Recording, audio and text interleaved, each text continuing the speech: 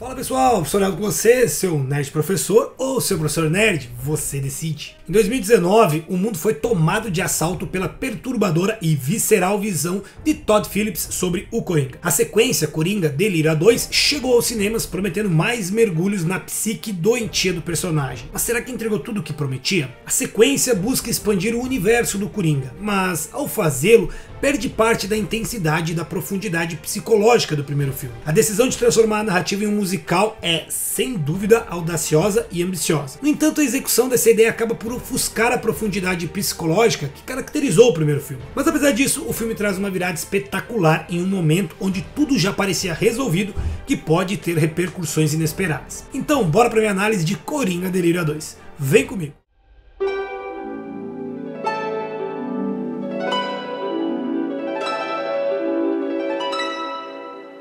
Vídeo de filme eu faço sempre assim. Primeiro eu analiso o filme em si, sem spoilers. Depois eu trago uma segunda parte com spoilers. Mas fica tranquilo que eu vou te avisar a hora que os spoilers começarem. Ah, bom, então assim sim.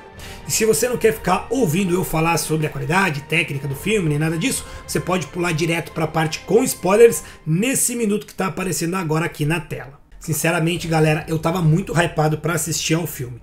Coringa Delírio 2 prometia muito.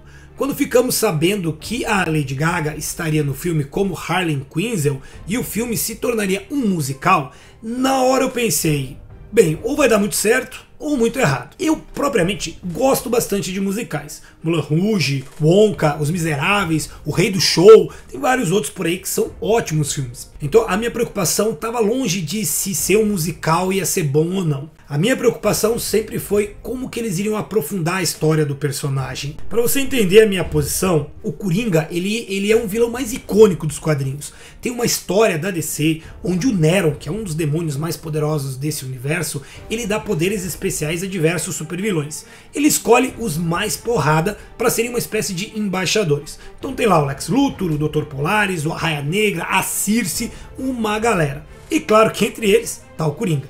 Nós acompanhamos a história do ponto de vista de um vilão de segunda, e ele fala para outro que quando um vilão quer assustar outro, ele conta histórias do Coringa. E sente mais essa, entre todos, o único que não pediu nenhum poder pro Neron foi o Coringa, porque ele já é o que precisa ser, um agente total do caos. O cara é foda, patroa. E no primeiro filme, vimos como o Arthur Fleck se torna o caos em Gotham. A maior preocupação sobre aquele filme era como contar uma história de origem que levantasse todas as facetas do personagem sem desconstruir a base dos quadrinhos. Para quem não sabe, nos quadrinhos ele não tem uma história única de origem. Mas guardadas as proporções relativas a uma adaptação, podemos dizer que eles conseguiram. Então veio a sequência. Eu queria sim uma sequência. Quando o filme é bom, a gente quer uma sequência. Mas a preocupação de como isso iria ficar na tela era grande. O que mais eles iriam trazer pra gente? Como aprofundar essa mentalidade deturpada e complexa, e ainda mais trazendo uma segunda personagem que é quase tão perturbada quanto a primeira. E vamos lá, sinceramente, perderam muito tempo com música. Muito, demais. E as inacabáveis cenas musicais não constroem a história. Durante as cenas não é como se eles estivessem contando parte da história, mas sim uma repetição das alucinações e da mentalidade perturbada do Arthur. Elas contam muito bem o delírio deles, mas não desenvolvem a história. São aí 2 horas e 19 que a gente podia resumir em 1 hora e 30 quando muito. Aqui a gente tem 2 tipos de cenas musicais. O primeiro tipo, ele é suficiente para mim. São cenas onde o Arthur e a Harley cantam, juntos ou individualmente. Eles cantam na realidade. E tem outras cenas mais elaboradas, que acontecem na mente do Arthur. E essas são as cenas desnecessárias. Eu não preciso delas para saber que ele tá desequilibrado. Mas nem por isso o filme é ruim. Na verdade, o filme vale muito o ingresso. Mas nem se compara ao primeiro, tá? O que me leva a dizer que Coringa Delírio 2 é uma sequência que, para quem esperava ver mais do Arthur Fleck, não era necessário. Mas para quem quer ver mais, quem sabe, uma ligação desse filme com outros filmes do universo do Batman, é um prato cheio. Mas para falar disso eu vou ter que falar com spoilers, então deixa para daqui a pouco. Se você já viu o filme, comenta para mim agora a sua nota. Eu dou nota 6 para ele. Mas assim, o final do filme eu vou dar nota 9. Para você entender essa diferença de nota, eu vou precisar dar alguns spoilers. Então, vou deixar para depois. Agora, eu vou dizer que a nota 6 fica mais por conta das cenas musicais da cabeça do Fleck. Ali eu tiro uns 2 pontos. É o máximo que eu consigo. Passa de ano, mas não empolga. E se você concorda comigo, clica no curtir. Se não concorda comigo, clica também. Vai, dá aquela força aqui pro canal. E se você tá chegando aqui pela primeira vez, bem-vindo ao canal Nerdsor. Aqui eu falo de filmes, séries, livros, animes e muito mais. Então, bora se inscrever no canal, ativar o sino das notificações para ficar por dentro de todas as novidades que saírem por aqui. Se você já é inscrito e quer ajudar a fazer o canal, então considere se tornar um membro, que você vai ter acesso a emojis exclusivos para usar nas lives, prioridade de resposta e vai ser um dos ADMs lá do nosso grupo de WhatsApp, que é de graça, e eu vou deixar o link na descrição. Coringa Delírio 2 apresenta uma proposta bem ousada ao transformar a sombria história do palhaço do crime em um musical. A música nesse contexto se torna a voz da loucura de Arthur Fleck, permitindo que ele expressasse suas angústias e raivas de maneira mais visceral. Através das canções, a gente vê não apenas a sua dor, mas também como a música cria uma conexão íntima entre Arthur e Arlequina, revelando aqui vulnerabilidades, principalmente nos momentos de cumplicidade. No entanto, a introdução de elementos musicais em um filme tão pesado levanta algumas questões. A música geralmente é vista como algo alegre, e sua presença nesse contexto tão sombrio, ela pode quebrar a imersão do espectador. Eu tô falando sim daquelas cenas que rolam na mente dele. E sim, eu tô me repetindo, mas você precisa entender isso. Algumas sequências musicais podem parecer fora de lugar, como se estivessem ali apenas para criar um impacto visual. No primeiro Coringa, a gente teve um estudo de personagem profundo e sombrio. Ele explorava as raízes da loucura do Arthur Fleck e as desigualdades sociais que o levaram à beira desse abismo. Já em Delírio 2, a atenção ela é mais voltada para a relação entre o Coringa e a Arlequina, além, claro, da estética musical. Enquanto o primeiro filme nos apresentava uma jornada gradual de transformação, o segundo está mais focado em explorar as consequências dessa transformação. O primeiro Coringa era uma crítica contundente à sociedade, mostrando como a desigualdade, a falta de oportunidades podem levar as pessoas ao extremo.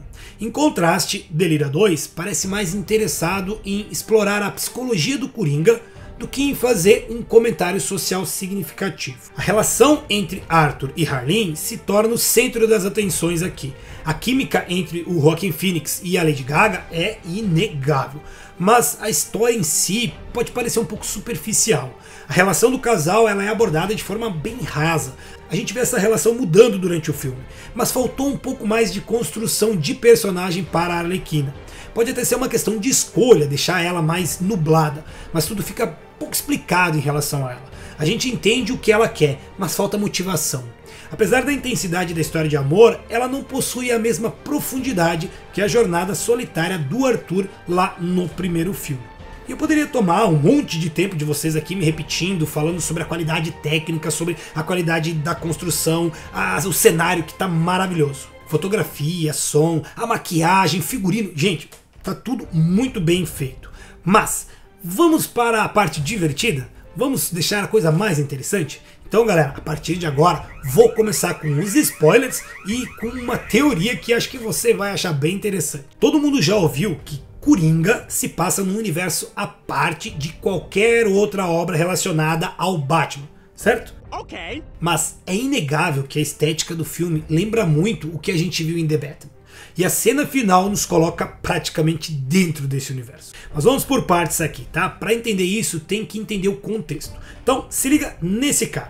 O nome dele é Gatlin Griffith e ele está no elenco com um personagem sem nome. O cara simplesmente está no Arkham e do nada ele vai aparecer em algumas cenas. Inclusive tem 2 ou 3 em que eles focam nele, mostrando a reação dele em relação a algo que o Arthur está fazendo. Guarda isso, ok? O filme vem em 2 partes. Primeiro é dentro do Arkham, que une o Arthur e a Harleen, e então ali a gente vê ela mentindo pra ele e tal. Ela finge ser uma detenta que tá ali porque tocou fogo no prédio onde morava com a mãe.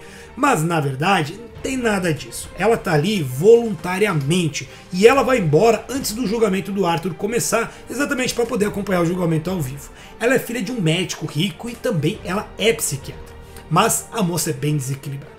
Ela é bem diferente da Arlequina dos quadrinhos, que vai ficar desequilibrada depois das suas sessões com o Coringa. A segunda parte é o julgamento. A advogada do Arthur, interpretada pela Catherine Keener, que por sinal é a única pessoa que realmente se importa com o Arthur nos dois filmes. Galera, nem o próprio Arthur se importa com ele como essa mulher se importa. Ela sabe que não tem como conseguir um veredito de inocência. Então, ele matou o Murray ao vivo e ele confessou as outras 4 mortes. Mas ela quer uma sentença de incapacidade. Ela alega transtorno de personalidade dissociativa, dupla personalidade. Ela diz que quem cometeu aqueles atos foi o Coringa e não o Arthur. Tudo parece estar indo bem, mas a Harley, ela mexe muito com a cabeça do Arthur. Tanto que ele acaba dispensando a advogada e se autorrepresentando. O que pra mim foi bem forçado. Mas assim, faz sentido dentro do filme. E eu acho que em nenhum tribunal do mundo seria permitido que ele se representasse, não daquele jeito. Ainda mais por cima todo maquiado como Coringa. Mas a narrativa, ela pedia isso. Então o Deus Ex Machina permitiu.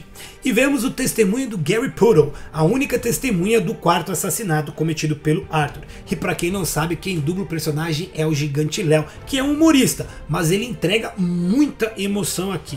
Falando na dublagem, olha, parabéns para o estúdio Delight. Os caras mexeram até com a imagem do filme. Tem algumas cenas onde o Arthur escreve e, cara, parece ele escrevendo em português. Ó, imersão total. Mas voltando, durante o depoimento do Gary, eu me peguei pensando assim, cara, o Arthur é um gênio. Se liga, eles queriam provar dupla personalidade e do nada o cara muda completamente. O Arthur era calmo, passivo, quieto, com medo e de repente a gente tem um cara explosivo, eloquente, agressivo. O Coringa. Perfeito, eu pensei. O júri vai cair nessa. Mas aí vem as considerações finais e do nada o cara abandona a persona do Coringa e confessa que ele nunca existiu. Nunca existiu um Coringa. Sempre foi o Arthur. E isso causa um alvoroço. A própria Harley, que estava com ele esse tempo todo, abandona o tribunal. Do lado de fora vira um verdadeiro tumulto. E tem que lembrar que durante todo o tempo o júri está sendo televisionado. Então até no Arkham estão assistindo ele. E o nosso personagem misterioso aparece em um close nesse momento. No dia seguinte o júri condena o Arthur a tudo, tá? Mas uma explosão destrói o tribunal e ele escapa. Adivinha onde é que ele vai parar? Lá na escadaria. E lá ele encontra a Arlequina, que nunca foi apaixonada pelo Arthur, mas sim pelo Coringa. E quando ela percebe que não existe Coringa, ela deixa ele aí sozinho. E ele acaba preso mais uma vez. Aí um detalhe, ela diz que estava grávida dele. E aqui nesse momento, ela não diz que não está. Então tem mais uma treta que pode vir por aí. De volta ao Arkham, Arthur está lá, apenas esperando a sentença de morte ser cumprida. Mas ele vive o que resta da sua vidinha patética. E vemos ele novamente naquela forma pequena, quase deformada. Ponto para o Joaquin Phoenix, que não deve ganhar mais um Oscar aqui, mas que mandou muito bem e manteve a qualidade do filme anterior. E chega uma visita para ele. Enquanto ele caminha pelo corredor, do nada, aquele personagem sem nome, totalmente despretensioso, chama o Arthur. Ele conta uma piada sobre um psicopata e um palhaço. E aí ele esfaqueia o Arthur várias vezes. A trairagem! Sim, galera, Arthur Fleck morre no final do filme. Mas essa não é a maior revelação que veremos, porque enquanto o Arthur cai e se esvai em sangue, no fundo da cena percebemos que o seu algoz está rindo alucinadamente, e ele corta um sorriso macabro no próprio rosto.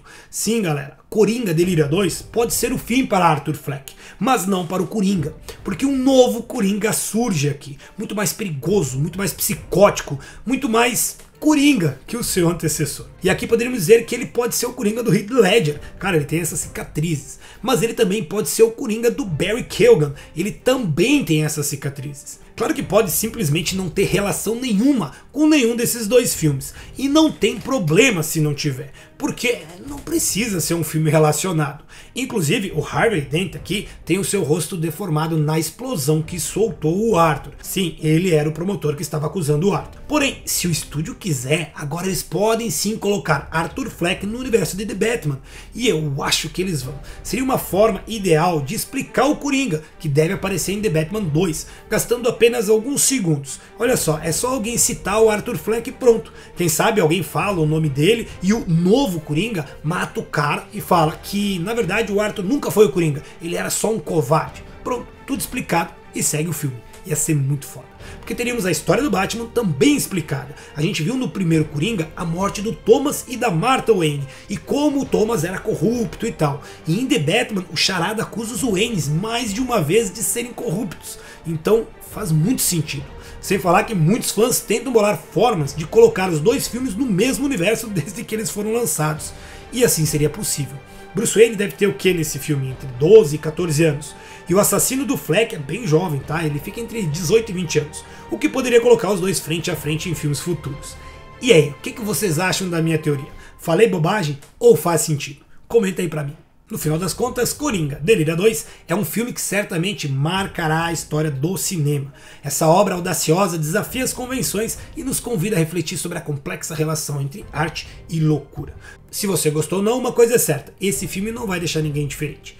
Agora me conta o que você achou de Coringa Delírio 2. Deixa a sua opinião nos comentários e não se esqueça, se inscreva no canal, curte o vídeo e aí você vai receber mais análises e discussões aqui no canal Nerdsoro.